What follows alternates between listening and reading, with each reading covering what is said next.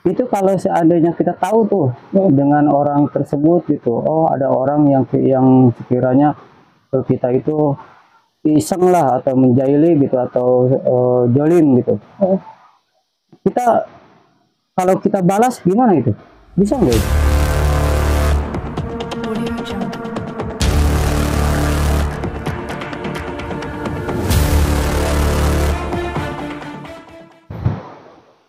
Assalamualaikum warahmatullahi wabarakatuh. Sampurasun, salam rahayu sagung dumadi. Oke, alhamdulillah teman-teman, kembali lagi bersama saya Nok Nyimas di channel Misteri Singanagara. Jadi di segmen kali ini kita akan membahas soal guna-guna atau sihir ya teman-teman. Nah kebetulan ada yang mau kesini juga gitu. Tapi sekarang sayanya lagi di sini juga tahu nggak ya saya di sini gitu. Nah kita tungguin aja ya, mudah-mudahan. Tadi udah di bel juga gitu. Nah itu ada tuh. Udah datang. Oke. Ini Nana. Tamu kitanya udah Halo, datang. Assalamualaikum warahmatullahi wabarakatuh. Gimana? Ada Bang? Alhamdulillah. Ya, duduk. Oh, boleh siap. Ini enak ya suasananya. Aduh, Adem enak banget. ya. Sore-sore nggak Suasana hujan. gemuruh ini apa namanya? Air. Melihat pemandangan hijau. Enak sekali. Mata gitu. Jadi istilah harang mata sana kalau kamu. Betul. Lagi ngapain di sini? Enggak lagi ini aja lagi angin gitu. Cari udara segar gitu. Ya, saya dengar-dengar ini mau konten ya. Nah, konten kita mau ada pembahasan soal guna-guna atau sihir santet. Oh, semacam itu ya. Nah, kebetulan saya juga penasaran tuh sama yang namanya guna-guna, santet atau sihir. Itu sebenarnya ada atau enggak ada ya? Ada. Nyata gitu ya? Nyata. Jadi di zaman Nabi juga kan kalau sihir kan udah ada gitu ya. Jadi banyak orang yang pernah ngalamin kejadian itu. Nah, Akang sendiri pernah nggak ngalamin kejadian seperti itu gitu? Ya mungkin bilang pernah sih gitu. Jadi saya juga penasaran, pengen tahu benar apa enggaknya sihir itu atau guna-guna itu ada gitu. Dan gimana sistemnya atau sistem kerjanya itu seperti apa gitu, kayak misalkan tanah kuburan atau misalkan jampe-jampe atau apa yang disebutnya itu ya kalau zaman dulu itu ya. Ya semacam itu. Gimana itu, kayak semacam tanah kuburan itu sistemnya gimana tuh? Sistem kerjanya gimana tuh? Jadi kan kalau guna-guna atau sihir itu kan beda-beda ya, ada santet, ada teluh. Terus kalau misal dari mediasinya tanah kuburan biasanya buat niisin gitu. Kalau di Sunda mah buat niiskeun gitu. Kalau misal usaha itu dibuat supaya sepi gitu, ngambil dari tanah kuburan yang baru dikubur biasanya gitu. Nah itu termasuk guna-guna yang mungkin ringan. Jadi ringannya itu tidak memakan korban gitu. Jadi hanya untuk dari gitu. Biasanya dari saingan usaha yang kalau kayak gitu. Kalau misalkan kita kerja jauh, masih ada efek nggak itu? Ada juga. Biasanya disimpannya di depan rumah atau di dalam rumah. Biasanya kan kalau ditabur juga ya, ditabur juga memang berpengaruh sekali gitu. Jadi emang nggak sembarangan nabur gitu. Jadi ada mantranya, bacaannya juga gitu. Terus kalau misalkan itu apa namanya itu, saya dengar-dengar itu kalau belum dihilangin atau belum istilahnya diruat, itu sampai kapanpun masih ada ya efeknya ya? Iya betul. Itu termasuk ini yang kalau saya juga kan pernah waktu itu yang ngobat datang ke tempat yang ya ditiisin kayak gitu. Itu termasuk gejala yang ringannya gimana? Kita cukup cuma bersihin raja rumah doang gitu ya, terus ngambil sisa-sisa kuburannya itu. Soalnya kalau misalnya ditabur kan jadi posisi rumah itu kan gelap gitu ya, kayak misal ditutupin gitu. Nah kalau misal orang yang lewat tuh, misal kalau akangnya dagang gitu ya, nah dagangannya itu kayak tutup aja gitu, kayak tutup. Misal padahal kita buka tapi kayak tutup gitu. Nah, mungkin orang-orang itu melihat ke situ itu auranya itu gelap. Iya, bukan gelap, lebih ke kalau misal kita usaha mie ayam, kalau counter misal kita buka usaha itu, yang orang lewat tuh tutup, kelihatan tutup nggak buka gitu, sedangkan kita buka di sana gitu. Atau mungkin pokoknya auranya itu nggak enak aja di situ itu gitu ya? Iya, dari aura rumahnya juga nggak enak gitu, kayak kita pas juga waktu itu sama si Iwa tuh datang ke sana tuh udah benar-benar nggak nyaman gitu di sana tuh. Terus prosesnya juga kalau kita ngobatinnya ada step by stepnya juga, jadi nggak langsung gitu. Terus efek di keluarga juga ada itu? Ada, biasanya tergantung dari si pengirim juga. Kalau si pengirim itu pengennya minta ke dukunnya, pengen misal semuanya bisa gitu. Jadi efeknya itu usaha susah gitu ya, terus seolah-olah mau ngapa-ngapain malas gitu ya? Iya betul, itu efeknya. Saya juga pernah sih merasakan hal seperti itu gitu, kayak males gitu. Saya lagi kerja, udah enak-enak ya, posisi saya udah enak lah gitu ya. Nah, secara salary saya udah enak gitu. Tapi perasaan itu pengen keluar aja dari perusahaan itu gitu, pengen mental gitu. Padahal di sisi lain cari apa lagi gitu, udah nyaman kok gitu. Tapi ya dalam hati ya berontak terus gitu, pengennya itu keluar aja gitu. Mungkin itu salah satu efeknya juga ya. Iya. Dari teman-teman ini kita bukan buka aib ya, ini si Akang ini. Nah, jadi ini Kang Yanto ini bukan membuka aib, tapi dia lebih ke sharing, sharing yang bercerita gitu. Itu lama gak itu? Lama itu, saya mulai merasakan itu dari 2000. Semoga kalau ya, di fase paling parahnya, ya, paling parahnya berapa tuh? 2012-an lah. 2012 dan ya sampai sekarang juga masih ada terasa, tapi ya sekarang istilahnya udah tahu lah gitu kan, bahasanya udah tahu, jadi ya udah agak nyaman gitu sekarang gitu. Mungkin ini lebih ke testimoni aja gitu. Testimoni ya.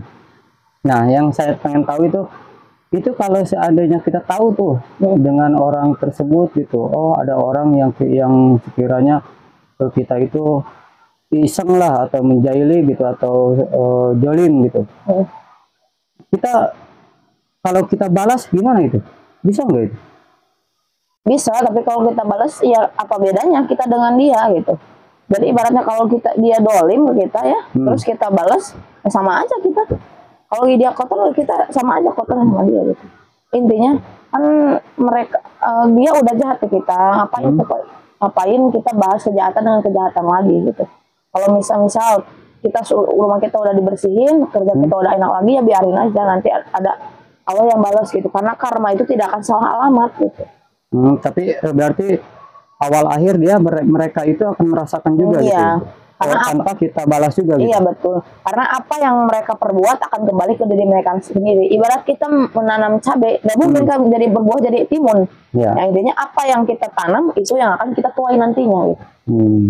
Jadi setiap perbuatan itu ada timbal baliknya gitu. Misal kita dolim kepada orang lain, nah suatu saat nanti kita akan didolim kembali.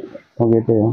Jadi perbuatan itu berbalik ke diri kita sendiri. Makanya kalau dari ucapan juga kita harus menjaganya, karena berbalik ke diri kita sendiri gitu. Tapi mungkin kan ada perbedaannya dari rumah, mungkin dari segi keluarga, dari segi ekonomi kan biasanya kalau tanah kuburan itu merembet ke semua hal gitu. Kayaknya sih kalau ke saya itu bukan hanya tanah kuburan gitu, ada hal-hal lain gitu. Tapi ya intinya udah ketahuan lah. Jadi ya kita cari mungkin kedepannya cari lebih baik aja gitu kan. Itu bisa dijelaskan itu apa aja sih, apa namanya, jenis-jenis kayak gitu itu?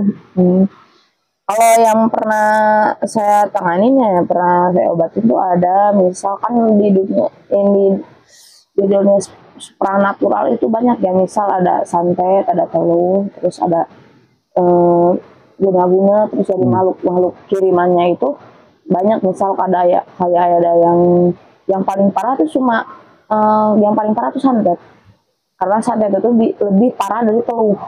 Dan teluh dan santet itu berbeda. Kalau misal teluh, biasanya teluh itu dikiriminnya si orang itu terus menerus tanpa henti. Jadi seperti digang-gayong gitu ya, digang-gayong. Jadi dikirim, nanti kita obatin, dikirim lagi, obatin lagi, kirim lagi. Nah, sampai si korban ini merasakan capek gitu, terus. Nah itu kan kadang-kadang kan apa namanya itu kesabaran manusia itu kan ada batasnya ya. Iya. Ada batasnya. Nah, misalkan nih ada orang ngirim terus. Nah, orang tersebut sabar gitu, orang yang dikiriminya itu terus ya paling dia bersihin.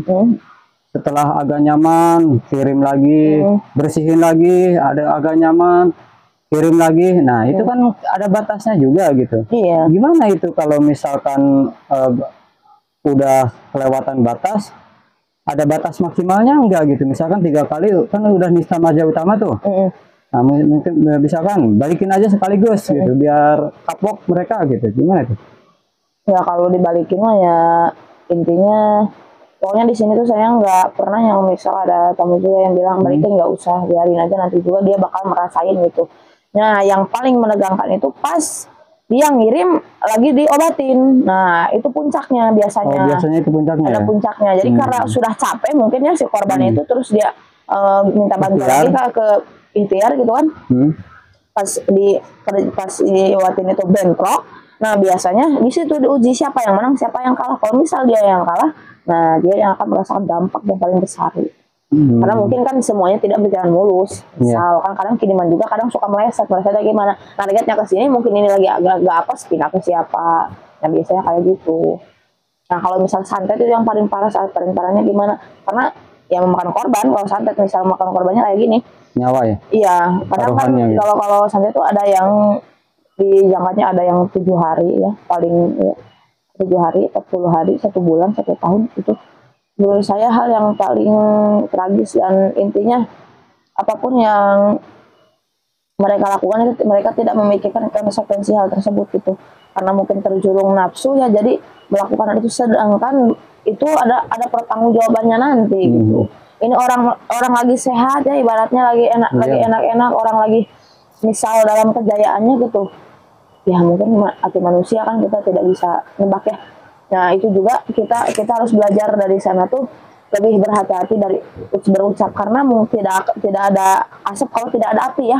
Betul, jadi betul. Ibaratnya kadang ada percekcokan kah, ada mungkin yang sirik kah, ada yang misal ya kalau yang sirik ya pasti ada, cuma maksudnya kan kalau kitanya diem, kitanya nggak ya misal nggak direspon kan mungkin dampaknya tidak akan terlalu besar ya. Tapi kadang-kadang kan kalau manusia yang jahat gitu ya nggak tahu menahu tempat gitu ya, intinya nggak tahu apa kesalahannya, dia lakuin seperti itu karena takut kan, mungkin takut tersaingi bisnis, tersaingi anak, atau mungkin kadang tersaingi usaha, takut segala macam lah, karena mereka itu intinya tapi ke orang-orang nekat dia bisa sampai segitu gitu dalam hal mencari dunia gitu. Iya. Karena lebih ke ada yang dendam juga gitu biasanya, sakit hati dari ucapan. Nah kadang ada pelet ya, ada kan mungkin dari semacam guna-guna tuh banyak, ada yang pelet, terus ada yang ya banyak lah macamnya. Misalkan kalau pelet juga kan itu biasanya kalau yang ditolak cintanya kan kayak gitu. Cinta ditolak dukun bertindak. Ya itu nyata loh, bener loh, ada loh. Pengalaman saya juga tuh kalau misal yang sirik kan ada aja orang yang nggak suka kita gitu, jadi kita nggak bisa maksa orang lain buat suka sama kita gitu kan.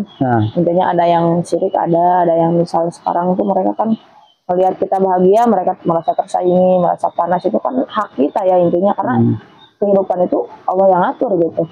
Dari rezeki jodoh pati bagi cilaka manusia itu sudah ada yang mengatur gitu. Nah itu efek dari, walaupun kita nggak niat ngebalikin misalkan, tapi tetap efeknya ada aja ya ke orang itu. Ada. Itu waktunya biasanya berapa lama? Berapa lamanya tergantung bagaimana kan kita, kalau kita nyareat juga cocok-cocokan ya. Jadi kalau misal udah nyareatnya cocok, nah biasanya waktu seperti itu biasanya. Nggak lama mereka akan merasakan gitu ya, akan ada dampaknya gitu ya. Ada dampaknya, tergantung bagaimana, mungkin intinya kalau udah ketahuan gitu, misalkan ketahuan terus dibersihin, dijaga itu mungkin efeknya akan berbalik ke mereka gitu Iya, ya. betul. Itu berarti tanpa kita perlu ngebalikin juga ya. Iya, karena intinya udahlah biarin aja, cukup kita yang tahu aja gitu kalau misal kayak gitu. Jadi nggak usah misalnya kita terbawa emosi, pasti soalnya kan kita berpikir ngapain sih mereka kayak gini, kita kan nggak ibaratnya nggak dosa ke mereka, nggak misal nggak merasa gitu ke mereka, kan, nggak gitu. tahu kalau memang benar dosa atau enggak kan kita nggak merasa gitu. Iya gitu, cuma kan intinya berbalik ke diri kita sendiri gitu. Kita pernah nggak ibaratnya ucapan kita menyakiti hati orang lain tanpa sengaja gitu. Kadang kan jadi lebih baik segala sesuatunya yang kita punya itu tidak perlu dipamerkan ke orang lain, karena kan misal kalau yang sini kan ada aja gitu. Jadi segala sesuatunya ada timbal baliknya. Nah, ibaratnya gini ya, manusia teh mau jaya salawasna gitu. Jadi ayah waktu apesna, ayah waktu jayana gitu. Ya, Nimas sendiri bisa nggak ngebersihin rumah gitu yang dari hal-hal goib seperti itu? Insya Allah bisa, insya Allah bisa. Bisa ya? Ya kalau yang bersihin rumah tuh udah berapa kali ya? Udah berapa orang mungkin? Dari dunia spiritualnya, di dunia ini banyak aja gitu. Misal kayak ya juga kan kedatangan tamu tuh ada yang ini masalahnya ini kan privacy ya, misalnya kadang kan masalahnya suka aneh-aneh, masalah ini rebutin ini, nah gitu. Jadi intinya semuanya melibatkan hal spiritual gitu, hal supernatural gitu. Jadi kalau ada orang yang ngomong gini tidak percaya tentang hal mistis ya, dia yang pakai biasanya dia yang, karena kan kita ibaratnya percaya bahwa hal gaib itu ada gitu. Karena kita hidup juga berdampingan, jadi bukan hanya manusia aja dalam dunia ini, karena ada jin ya, ada makhluk tak kasat mata lainnya gitu. Dunia kita luas dan dunia mereka juga lebih luas gitu kan. Ini dunia itu luas, jadi mereka menghuni setiap sudut-sudut di dunia ini. Jadi intinya masing-masing aja. Buat para indigo ya yang misal bisa berkomunikasi dengan makhluk tak kasat mata, intinya kalian itu orang yang mungkin beruntung ya, karena dari mereka juga kita bisa dapat informasi gitu. Intinya jangan misal kita kayak marah atau kayak gimana ya, memang ya saya juga suka kesel gitu kalau misal datangnya ngeganggu, kesel gitu, karena ada yang usir ada yang enggak juga, mereka juga gitu. Tergantung kitanya ya biasanya kalau misalnya yang tahu nggak kalau misalnya yang dari hal gaib itu yang ngiriminnya apa tuh, melihat mediasi apa gitu? Nggak tahu deh. Kalau misal kiriman santet biasanya pakai banas api, jadi kalau kayak apa kayak api terbang gitu. Terus ada mediasi dari misal mediasi dari mungkin foto ya, bisa mulai pakai jerami gitu. Oh, atau boneka-bonekaan gitu ya? Iya. Kayak di foto-foto itu memang iya, benar ya? Kayak di film-film itu emang benar, emang gitu kenyataannya gitu.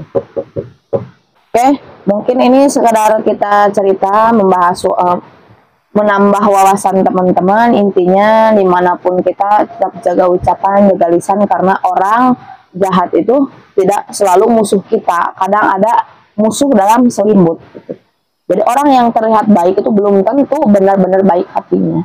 Kadang kan kita tidak menyangka bahwa yang melakukan kejahatan itu hanya orang yang musuh kita, tapi kadang dari dekat orang terdekat kita juga bisa melakukan hal seperti itu. Jadi tetap hati-hati, tetap waspada dimanapun kita berada, tetap jaga ucapan, jaga lisan, jangan sampai menyakiti hati orang lain. Oke, mungkin Kang Yanto ada yang mau diucapkan ke teman-teman Misteri Singanagara? Mungkin saya bantu ini aja, apa namanya, tolong ke teman-teman biar di subscribe, di like, di komen, subscribe, biar channel ini lebih maju ya, untuk menambah wawasan kita semua. Iya. Oke, mungkin video kali ini cukup sekian, kurang lebihnya mohon maaf. Wassalamualaikum warahmatullahi wabarakatuh. Sampurasun, salam rahayu sabunya.